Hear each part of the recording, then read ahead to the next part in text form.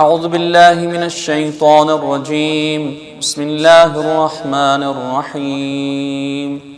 قال فما خطبكم أيها المرسلون؟ قالوا إنا أرسلنا إلى قوم مجرمين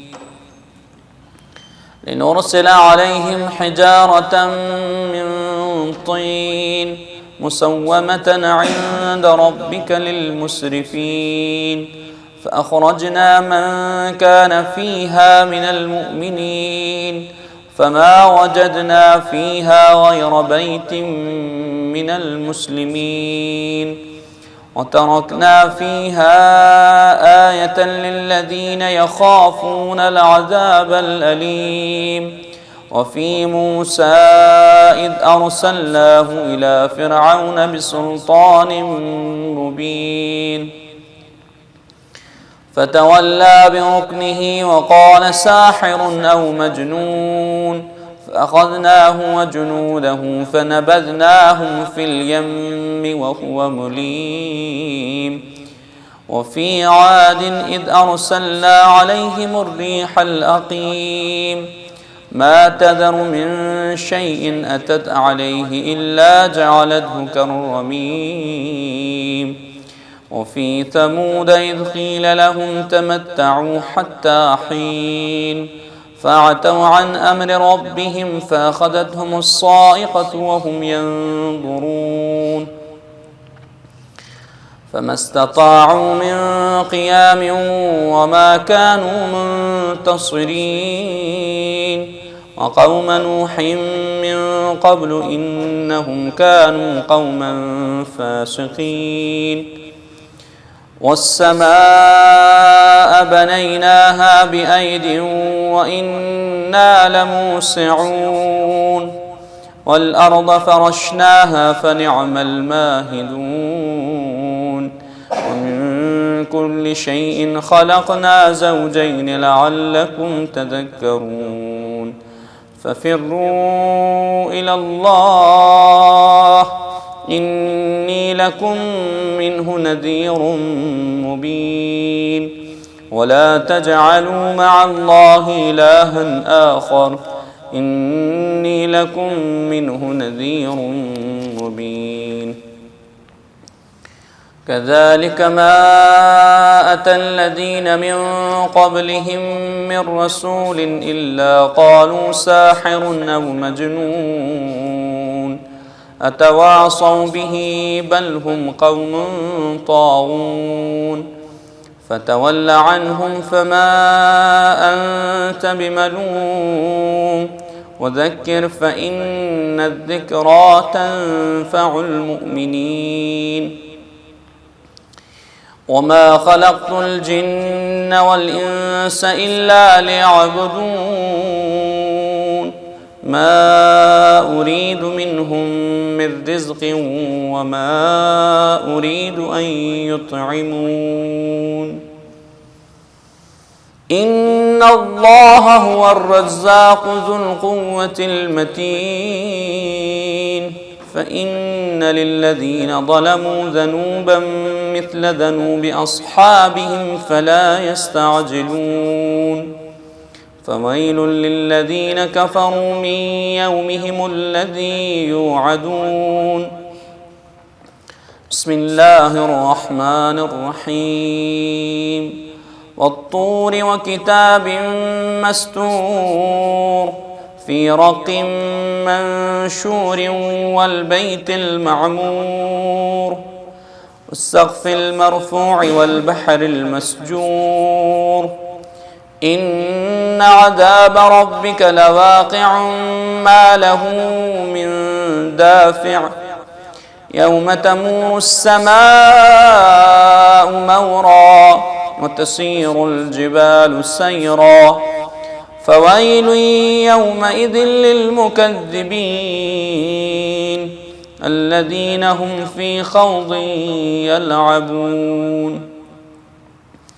يوم يدعون إلى نار جهنم دعا هذه النار التي كنتم بها تكذبون أفالسحر هذا أم أنتم لا تبصرون اصلوها فاصبروا أو لا تصبروا سواء عليكم إنما تجزون ما كنتم تعملون إن المتقين في جنات ونعيم فاكهين بما آتاهم ربهم ووقاهم ربهم عذاب الجحيم كلوا واشربوا هنيئا بما كنتم تعملون متكئين على سرر مصفوفة وزوجناهم بحور عين والذين آمنوا واتبعتهم ذريتهم بإيمان ألحقنا بهم ذريتهم وما ألتناهم من عملهم من شيء كل امرئ بما كسب رهين وأمددناهم بفاكهة ولحم مما يشتهون يتنازعون فيها كأسا لا لغو فيها ولا تأثيم ويطوف عليهم غلمان لهم كأنهم لؤلؤ مكنون وأقبل بعضهم على بعض يتساءلون قالوا إنا كنا قبل في أهلنا مشفقين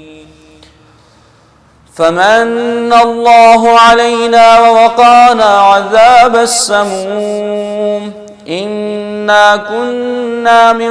قبل ندعوه إنه هو البر الرحيم فذكر فما أنت بنعمة ربك بكاهن ولا مجنون أم يقولون شاعر نتربص به ريب المنون قل تربصوا فإني معكم من المتربصين أم تأمرهم أحلامهم بهذا أم هم قوم طاغون أم يقولون تقوله بل لا يؤمنون فليأتوا بحديث مثله إن كانوا صادقين أم خلقوا من غير شيء أم هم الخالقون أم خلقوا السماوات والأرض بل لا يوقنون أم عندهم خزائن ربك أم هم المسيطرون أم لهم سلم يستمعون فيه فليأت مستمعهم بسلطان مبين أم له البنات ولكم البنون أم تسألهم أجرا فهم من مغرم مثقلون أم عندهم الغيب فهم يكتبون أم يريدون كيدا فالذين كفروا هم المكيدون أم لهم إله غير الله سبحان الله عما يشركون وإن يروا كسفا من السماء ساقطا يقولوا سحاب مركوم فذرهم حتى يلاقوا يومهم الذي فيه يصعقون يوم لا يغني عنهم كيدهم شيئا ولا هم ينصرون وإن للذين ظلموا عذابا دون ذلك ولكن أكثرهم لا يعلمون واصبر لحكم ربك فإنك بأعيننا وسبح بحمد ربك حين تقوم ومن الليل فسبحه وإدبار النجوم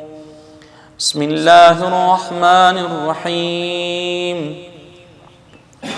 والنجم إذا هوى ما ضل صاحبكم وما غوى وما ينطق عن الهوى إن هو إلا وحي يوحى علمه شديد القوى ذو مرة فاستوى وهو بالأفق الأعلى ثم دنا فتدلى فكان قاب قوسين أو أدنى فأوحى إلى عبده ما أوحى ما كذب الفؤاد ما رأى أفتمارونه على ما يرى ولقد رآه نزلة أخرى عند سدرة المنتهى عندها جنة المأوى إذ يغشى السدرة ما يغشى ما زاغ البصر وما طغى لقد رأى من آيات ربه الكبرى أفرأيتم اللات والعزى ومناة الثالثة الأخرى ألكم الذكر وله الأنثى تلك إذا قسمة ضيزى إن هي إلا أسماء سميتموها أنتم وآباؤكم ما أنزل الله بها من سلطان إن يتبعون إلا الظن وما تهوى الأنفس ولقد جاءهم من ربهم الهدى أم للإنسان ما تمنى فلله الآخرة والأولى وكم من ملك في السماوات لا تغني شفاعتهم شيئا إلا من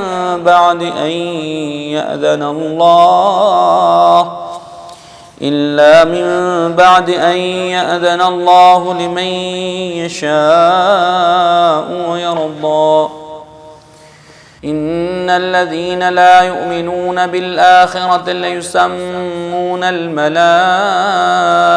تسمية الأنثى وما لهم به من علم إن يتبعون إلا الظن وإن الظن لا يغني من الحق شيئا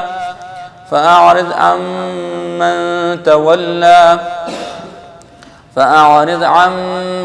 تولى عن ذكرنا ولم يرد إلا الحياة الدنيا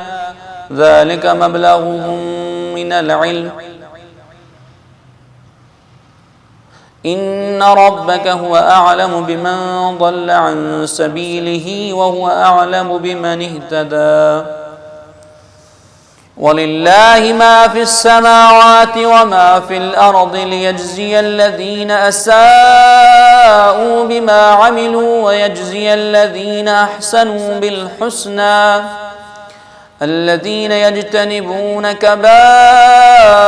الإثم والفواحش إلا اللمم إن ربك واسع المغفرة هو أعلم بكم إذ أنشاكم من الأرض وإذ أنتم أجنة في بطون أمهاتكم فلا تزكوا أنفسكم هو أعلم بمن اتقى أفرأيت الذي تولى وأعطى قليلا وأكدى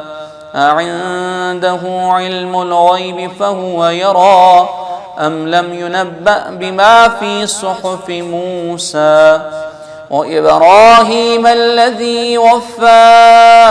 ألا تزر وازرة وزر أخرى وأن ليس للإنسان إلا ما سعى وأن سعيه سوف يرى ثم يجزاه الجزاء الأوفى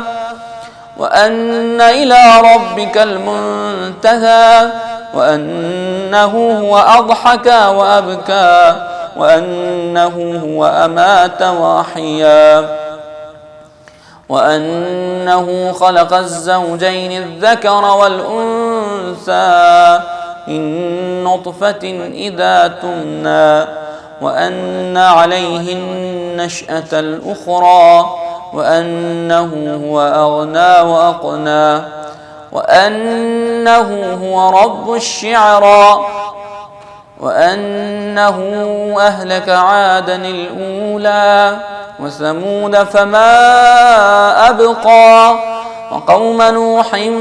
من قبل إنهم كانوا هم أظلم وأطغى والمؤتفكة أهوى فغشاها ما غشا فبأي آلاء ربك تتمارى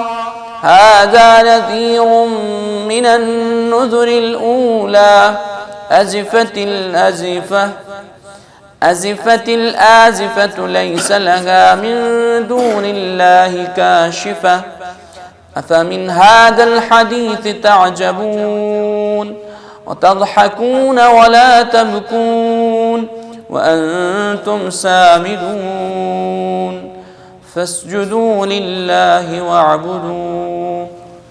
أعوذ بالله من الشيطان الرجيم. بسم الله الرحمن الرحيم. اقتربت الساعة وانشق القمر وإن يروا آية يعرضوا ويقولوا سحر مستمر وكذبوا واتبعوا أهواءهم وكل أمر مستقر ولقد جاءهم من الأنباء ما فيه مزدجر حكمة بالغة فما تغني النذر فتول عنهم يوم يدعو الداعي إلى شيء نكر خش عن أبصارهم يخرجون من الأجداث كأنهم جراد منتشر مهطعين إلى الداعي يقول الكافرون هذا يوم عسر كذبت قبلهم قوم نوح فكذبوا عبدنا وقالوا مجنون وازدجر فدعا ربه أني مغلوب فانتصر ففتحنا أبواب السماء بماء منهمر وفجرنا الأرض عيونا فالتقى الماء على أمر قد قدر وحملناه على ذات ألواح ودسر تجري بأعيننا جزاء لمن كان كفر ولقد تركناها آية فهل من مدكر فكيف كان عذابي ونذر ولقد يسرنا القرآن للذكر فهل من مدكر كذبت عاد فكيف كان عذابي ونذر إنا أرسلنا عليهم ريحا صرصرا في يوم نحس مستمر تنزع الناس كأنهم أعجاز نخل منقعر فكيف كان عذابي ونذر ولقد يسرنا القرآن للذكر فهل من مدكر كذبت ثمود بالنذر فقالوا أبشرا منا واحدا نتبعه إنا إذا لفي ضلال وسعر ألقي الذكر عليه من بيننا بل هو كذاب أشر سيعلمون غدا من الكذاب الأشر إنا مرسل الناقة فتنة لهم فارتقبهم واصطبر ونبئهم أن الماء قسمة بينهم كل شرب محتضر فنادوا صاحبهم فتعاطى فعقر فكيف كان عذابي ونذر إنا أرسلنا عليهم صيحة واحدة فكانوا كهشيم المحتضر ولقد يسرنا القرآن للذكر فهل من مدكر كذبت قوم لوط بالنذر إنا أرسلنا عليهم حاصبا إلا آل لوط نجيناهم بسحر نعمة من عندنا كذلك نجزي من شكر ولقد أنذرهم بطشتنا فتماروا بالنذر ولقد راودوه عن ضيفه فطمسنا أعينهم فذوقوا عذابي ونذر ولقد صبحهم بكرة عذاب مستقر فذوقوا عذابي ونذر ولقد يسرنا القرآن للذكر فهل من مدكر ولقد جاء آل فرعون النذر كذبوا بآياتنا كلها فأخذناهم أخذ عزيز مقتدر أكفاركم خير من أولئكم أم لكم براءة في الزبر أم يقولون نحن جميع منتصر سيهزم الجمع ويولون الدبر بل الساعة موعدهم والساعة أدهى وأمر إن المجرمين في ضلال وسعر يوم يسحبون في النار على وجوههم ذوقوا مس سقر إنا كل شيء خلقناه بقدر وما أمرنا إلا واحدة كلمح بالبصر ولقد أهلكنا أشياعكم فهل من مدكر وكل شيء فعلوه في الزبر وكل صغير وكبير مستطر إن المتقين في جنات ونهر في مقعد صدق عند مليك مقتدر بسم الله الرحمن الرحيم الرحمن علم القرآن خلق الإنسان علمه البيان الشمس والقمر بحسبان والنجم والشجر يسجدان والسماء رفعها ووضع الميزان ألا تطغوا في الميزان وأقيموا الوزن بالقسط ولا تخسروا الميزان والأرض وضعها للأنام فيها فاكهة والنخل ذات الأكمام والحب ذو العصف والريحان فبأي آلاء ربكما تكذبان خلق الإنسان من صلصال كالفخار وخلق الجان من مارج من نار فبأي آلاء ربكما تكذبان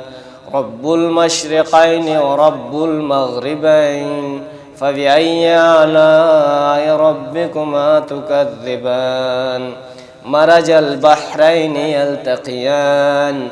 بينهما برزخ لا يبغيان فبأي آلاء ربكما تكذبان يخرج منهما اللؤلؤ والمرجان فبأي آلاء ربكما تكذبان وله الجوار المنشآت في البحر كالأعلام فبأي آلاء ربكما تكذبان كل من عليها فان ويبقى وجه ربك ذو الجلال والإكرام فبأي آلاء ربكما تكذبان يسأله من في السماوات والأرض كل يوم هو في شأن فبأي آلاء ربكما تكذبان سنفرغ لكم أيها الثقلان فبأي آلاء ربكما تكذبان يا معشر الجن والإنس إن استطعتم أن تنفذوا من أقطار السماوات والأرض فانفذوا لا تنفذون إلا بسلطان فبأي آلاء ربكما تكذبان يرسل عليكما شواظ من نار ونحاس فلا تنتصران فبأي آلاء ربكما تكذبان فإذا انشقت السماء فكانت وردة كالدهان فبأي آلاء ربكما تكذبان فيومئذ لا يسأل عن ذنبه إنس ولا جان فبأي آلاء ربكما تكذبان يعرف المجرمون بسيماهم فيؤخذ بالنواصي والأقدام فبأي آلاء ربكما تكذبان هذه جهنم التي يكذب بها المجرمون يطوفون بينها وبين حميم آن فبأي آلاء ربكما تكذبان ولمن خاف مقام ربه جنتان فبأي آلاء ربكما تكذبان ذواتا أفنان فبأي آلاء ربكما تكذبان فيهما عينان تجريان فبأي آلاء ربكما تكذبان فيهما من كل فاكهة زوجان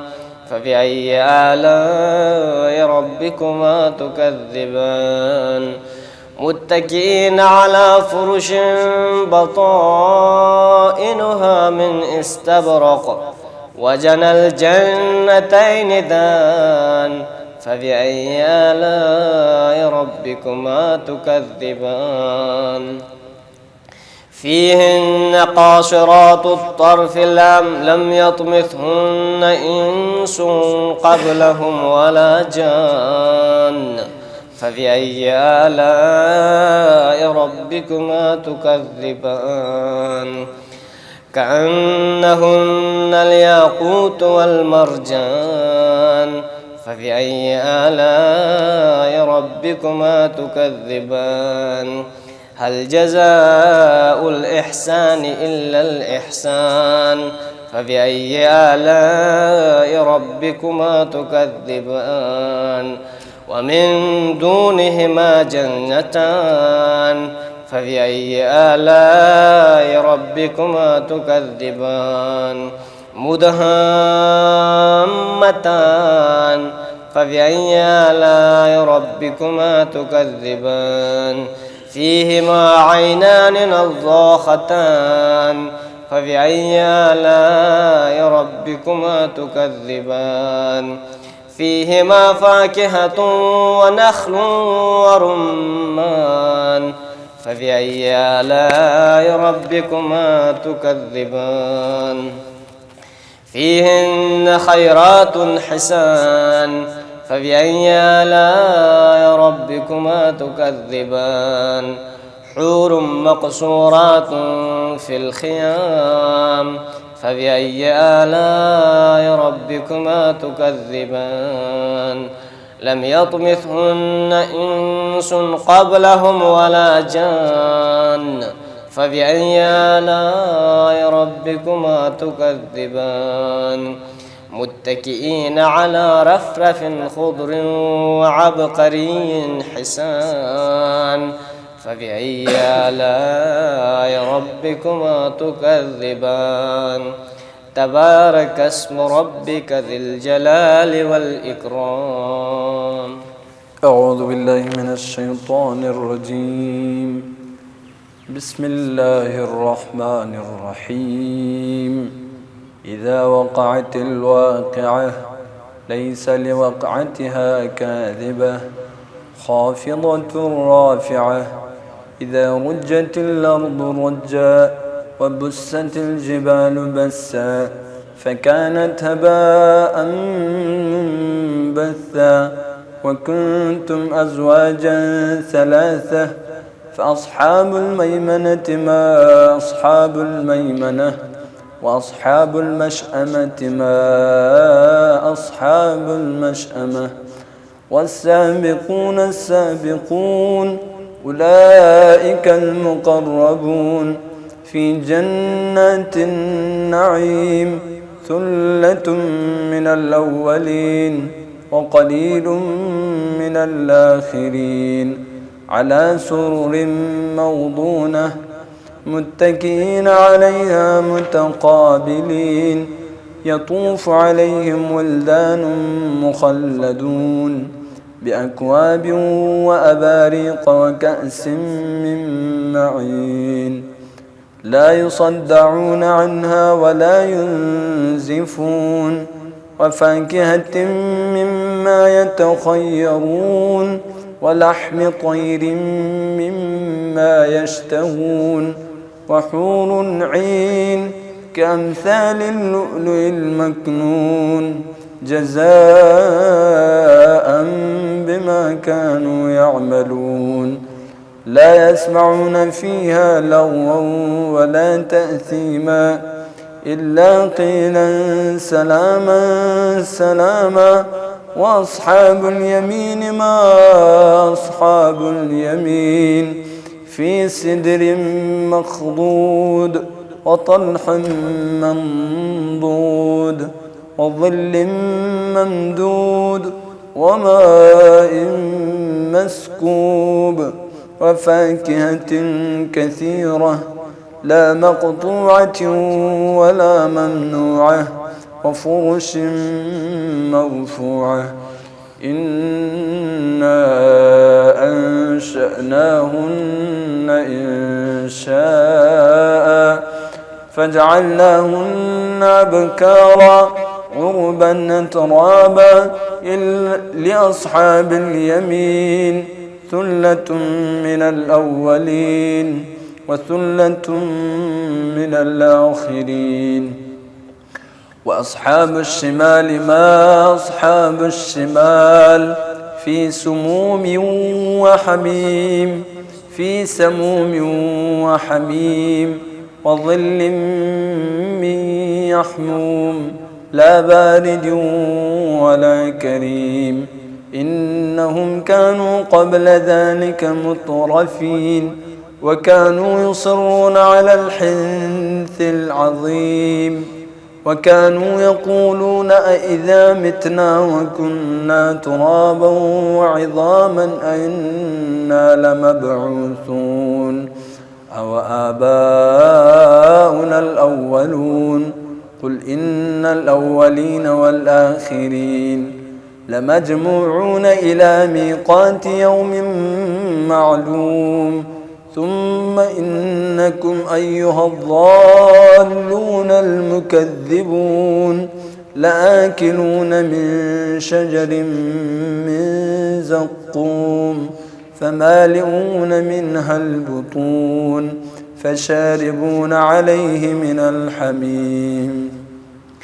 فشاربون شرب الهيم هذا نزلهم يوم الدين نحن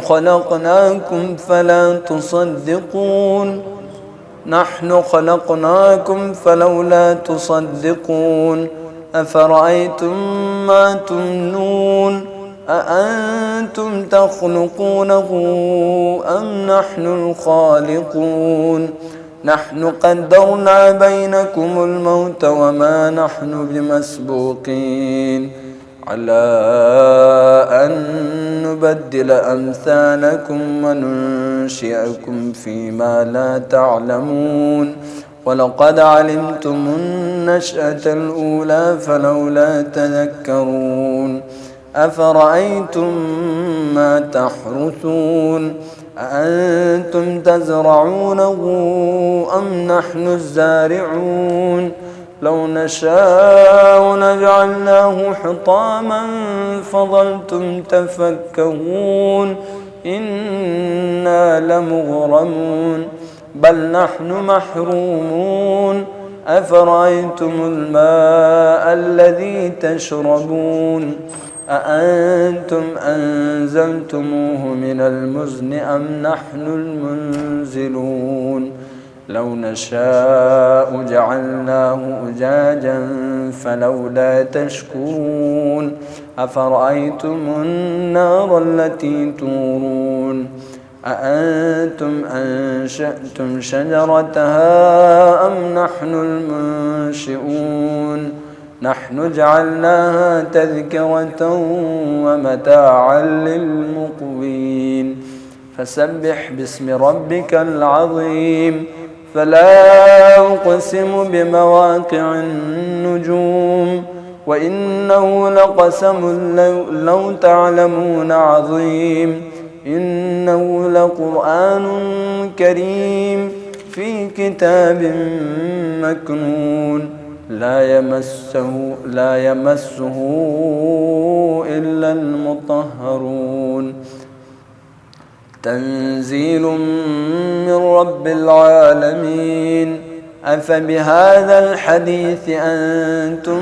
مدهنون وتجعلون رزقكم أنكم تكذبون فلولا إذا بلغت الحلقوم وأنتم حينئذ تنظرون ونحن أقرب إليه منكم ولكن لا تبصرون فلولا إن كنتم غير مدينين ترجعونها إن كنتم صادقين فأما إن كان من المقربين فروح وريحان وجنة نعيم وأما إن كان من أصحاب اليمين فسلام لك من أصحاب اليمين وأما إن كان من المكذبين الضالين فنزل من حميم وتصلية جحيم إن هذا لهو حق اليقين فسبح باسم ربك العظيم بسم الله الرحمن الرحيم سبح لله ما في السماوات والأرض وهو العزيز الحكيم له ملك السماوات والأرض يحيي ويميت وهو على كل شيء قدير هو الأول والآخر والظاهر والباطن وهو بكل شيء عليم هو الذي خلق السماوات والأرض في 6 أيام ثم استوى على العرش يعلم ما يلج في الأرض وما يخرج منها وما ينزل من السماء وما يعرج فيها وهو معكم أينما كنتم والله بما تعملون بصير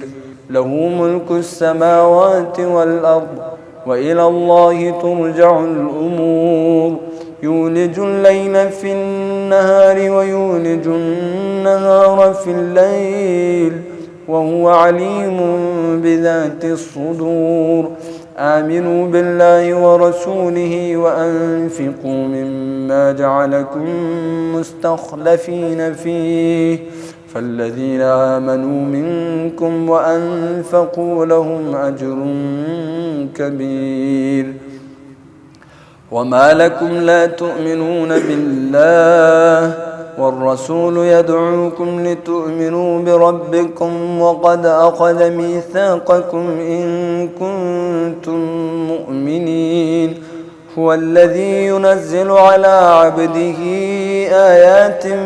بينات ليخرجكم من الظلمات إلى النور وإن الله بكم لرؤوف رحيم وما لكم ألا تنفقوا في سبيل الله ولله ميراث السماوات والأرض لا يستوي منكم من أنفق من قبل الفتح وقاتل أولئك أعظم درجة من الذين أنفقوا من بعد وقاتلوا وكلا وعد الله الحسنى والله بما تعملون خبير من ذا الذي يقرض الله قرضا حسنا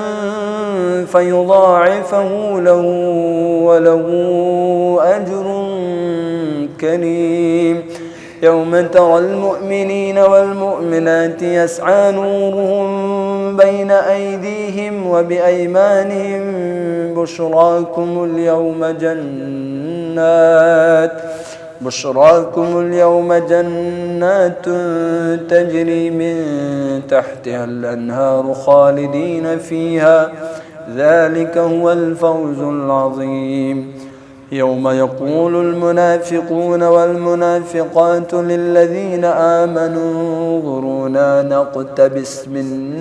نوركم قيل ارجعوا وراءكم فالتمسوا نورا فضرب بينهم بسور له باب باطنه فيه الرحمة وظاهره من قبله العذاب ينادونهم ألم نكن معكم قالوا بلى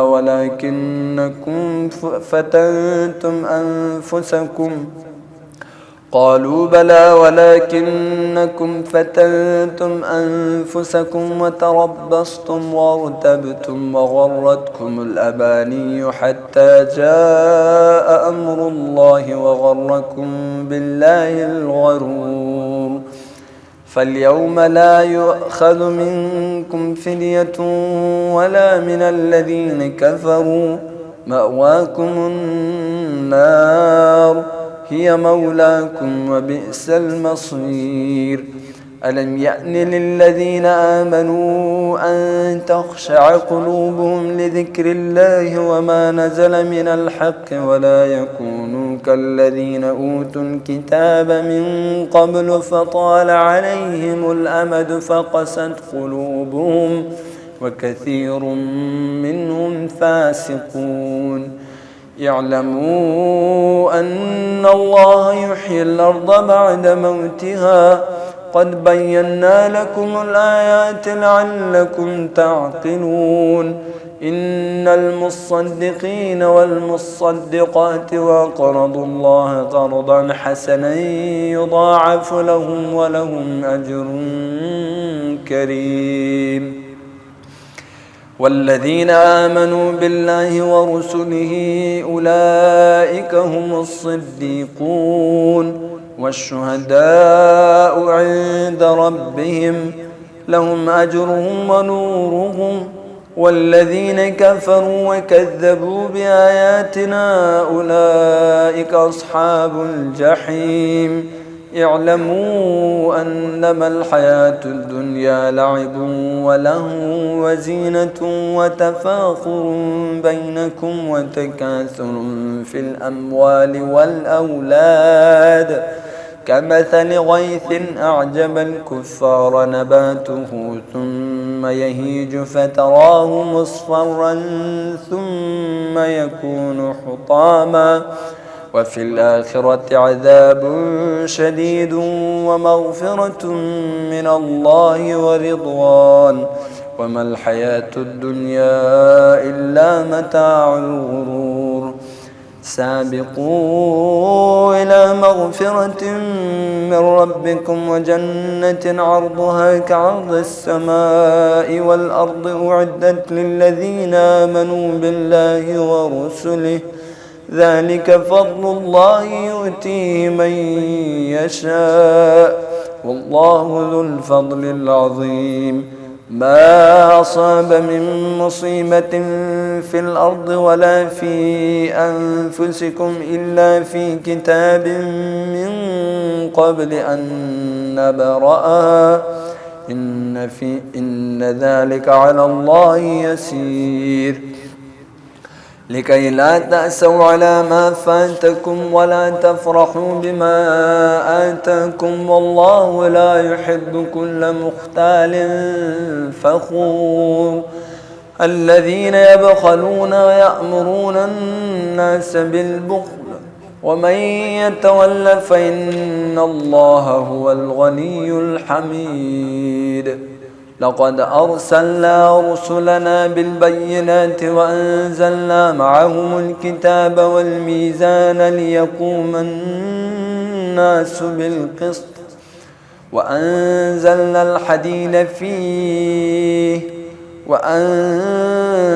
الحديد فيه بأس شديد ومنافع للناس وليعلم الله من ينصره ورسله بالغيب إن الله قوي عزيز ولقد أرسلنا نوحا وإبراهيم وجعلنا في ذريتهما النبوة والكتاب فمنهم مهتد وكثير منهم فاسقون ثم قفينا على آثارهم برسلنا وقفينا بعيسى ابن مريم وآتيناه الإنجيل وجعلنا في قلوب الذين اتبعوه رأفة ورحمة ورهبانية ابتدعوها ما كتبناها عليهم إلا ابتغاء رضوان الله فما رعوها حق رعايتها فآتينا الذين آمنوا منهم أجرهم وكثير منهم فاسقون يا أيها الذين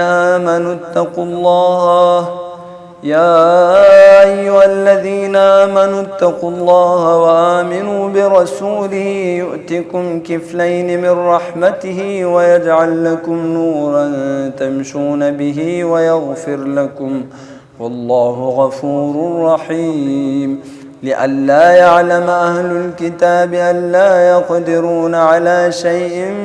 من فضل الله وأن الفضل بيد الله يؤتيه من يشاء والله ذو الفضل العظيم صدق الله العلي العظيم.